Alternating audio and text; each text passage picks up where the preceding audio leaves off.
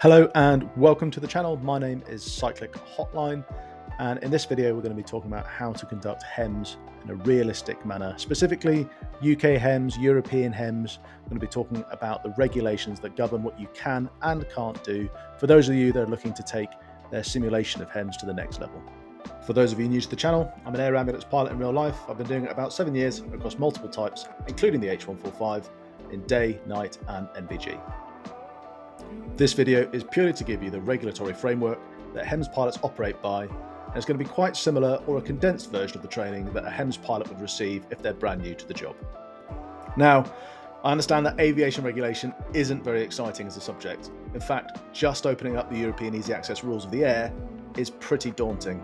So I'm going to condense it down to the most relevant parts that you can use practically in Microsoft Flight Simulator. Now, if you really want all the information you can possibly get, I'll be linking these regulations in the description. Firstly, what is HEMS? Helicopter Emergency Medical Services. You can find all the regulations about it in EASA Air Operations Specific Approvals, or SPA, Subpart J. Exciting stuff. Now, the first thing the regulation exempts us from is weather minima. HEMS is allowed to operate in lower cloud and lower visibility than other commercial air transport flights. Being that you'll be single pilot, we'll ignore the multi-pilot minima. This is the table that you'll find in the regulation which details that by day we can operate with a cloud ceiling of 500 feet and visibility as defined by the applicable airspace VFR minima, which realistically means 1500 metres down to 800 metres for short periods if required. It's worth mentioning at this point that you can see we have cloud ceilings lower than 500 feet in the 400 foot and 300 foot bands, with even greater visibility required, meaning that if you're going to go below 500 feet, your visibility must be greater to operate there. However, this doesn't detail that HEMS have no exemptions from the 500 foot rule. Now, of course, we need this to land and take off, but we cannot descend below 500 feet during the en route phase of HEMS. The 500 foot rule details that an aircraft cannot be flown closer than 500 feet from any person, vehicle, vessel, or structure, unless in this case for takeoff and landing in HEMS. This rule also notes that over a congested area you have to be above 1,000 feet. HEMS is also exempt from this and can operate down to 500 feet over congested areas. So if you find yourself in poor weather flying HEMS and you're having to get lower and lower in order to maintain visibility, you can go less than 1,000 feet over congested area, but you cannot go below 500 feet if you're over a person, vehicle, vessel, or structure unless taking off and landing. You'll need to check your radio altimeter, and if it says less than 500 feet, you're in breach of regulation and you need to turn back. This is known as a weather abort. When you're operating in the low visibilities of the exemptions, there's also speed advisories. These are the advised speeds that you should be flying at when having to operate in these lower visibilities. Now, the next exemption is to do with aircraft performance, and this is one that catches out even professional pilots. For this, I'm going to be shamelessly taking the work of an exceptional blog called Pilots Who Ask Why to help with this. This blog is run by a personal friend who is probably one of the best pilots and human beings you could ever hope to meet. So here is the regulation itself. Lots of words, lots of references to other parts of regulation, but what does this mean for us in HEMS? It means that for certain parts of our flight, we have to abide by performance regulations. Basically meaning that the aircraft is guaranteed to have the performance that should an engine fail at a critical point during takeoff or landing, we will either be able to make a safe landing or fly away avoiding obstacles. The only time we are exempt from this performance, known as Performance Class 1, is in and out of the HEMS site itself. That is, the accident site where you land the helicopter. We are not exempt from going in and out of hospital. In fact, we absolutely must abide by Performance Class 1 when taking off and landing at the hospital. So this can get very complicated. Let's make it simple. Helicopters are certificated into categories.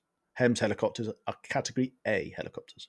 That is a helicopter that is capable of continued safe flight or safe rejected takeoff in the event of an engine failure.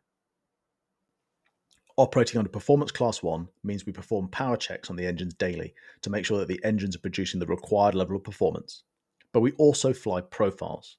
Takeoff and landing profiles, which are usually a speed and height combination that the pilot is aiming to achieve to ensure themselves of conforming to Performance Class 1. Not flying these profiles can be the difference between being performance class 1 or not. The speed and height combinations are known as decision points. There is the takeoff decision point, or TDP, and the landing decision point, or LDP. To fly a takeoff profile such as a clear area, for the 145 there's a takeoff distance required of 300 meters, you would have a TDP of 30 knots and 15 feet. As you accelerate down the runway, you will manage your pitch and your collective to achieve 30 knots and 15 feet. Anything that happens before this point, you reject the takeoff. Anything afterwards, and you have the required performance to fly away safely. For a hospital landing site, we fly more vertical profiles to ensure performance class 1, using an LDP of 20 knots ground speed and between 130 feet to 210 feet above the pad, depending on local obstacles. This can be found in a company ops manual, with the rate of less than 300 feet per minute. When departing the hospital, we'll fly upwards and backwards to 130 feet above the pad, maintaining the pad between our feet. At 130 feet, we will continue to fly away. If you want to see this in practice, be sure to check out some videos later on down the line where I'll be demonstrating HEMS flights and how to do it from start to finish. So now that we have a simple understanding of what performance class profiles are, we know that we're also exempt from having to fly these in and out of HEMS landing sites, because HEMS landing sites can't be surveyed. Likely no one's ever even landed a helicopter there before, so you cannot ensure yourself of safe obstacle clearance, of the safety of the surface that you're landing on, or possibly you're operating in such a manner that should an engine failure occur, you might not be able to complete a safe landing or a safe flyaway. This is deemed as acceptable under HEMS regulations, considering the task to which you're performing. Next up is less of an exemption and more of a rule. This is HEMS operating site dimensions. And this is what the smallest site you're allowed to land in, and that is done in values of D.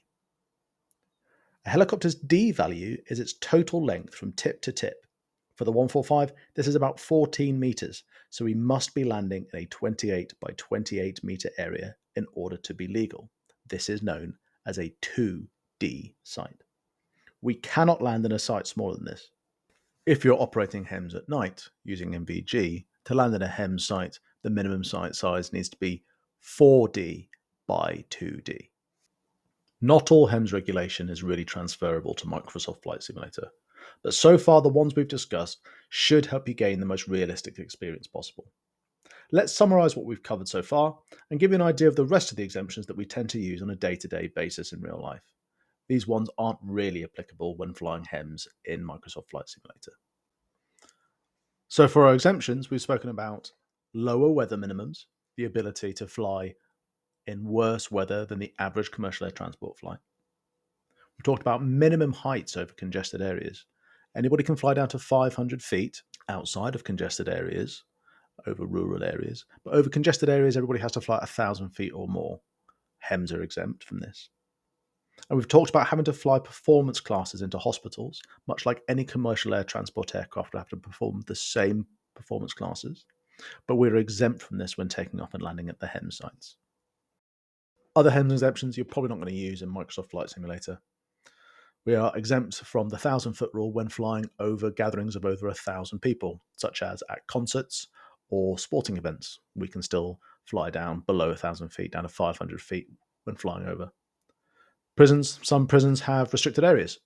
You can't fly through them at all, but HEMS are exempt. Although if we're landing at a prison for a job at the prison, we never land inside the prison walls. Lastly, the one probably least used, nuclear power plants often have restricted areas around them. HEMS are exempt. Thank you for watching. I hope this has been informative and can improve the realism in Microsoft Flight Simulator for you when you're flying HEMS.